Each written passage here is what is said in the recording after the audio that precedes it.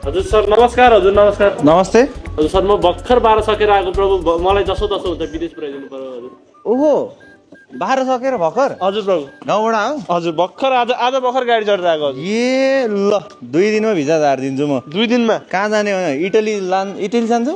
Italy कहाँ हजुर त्यो? इटली इटली कहाँ? युरोपमा पर्छ। 1 लाख जम्मा 1 लाख रुपियाँ लाग्छ। हजुर जग्गा बेचेर आएको छु प्रभु। आजै पैसा ल्याऊ। तिमीलाई 2 दिनमा भिजा आउँछ है।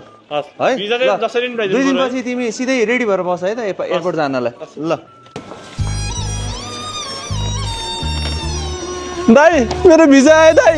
हो र बाबु। हजुर दाई मेरो न यत्रो 1 लाख बुझाएर भिजा आयो दाई मेरो। ओहो यो कुरा सुनेर म धेरै खुसी लाग्यो बाबु। मेरो दाई अब हाम्रो सुखाको दिन आउने भयो बाबु। आउँछ दाई।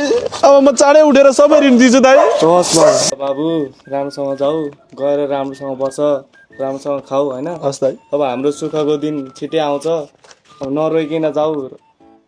यही त हो। ल तपाईँ नआत्तिनुहोस् मेरो दाइ, म केही न केही गरेर अवश्य फर्किनेछु।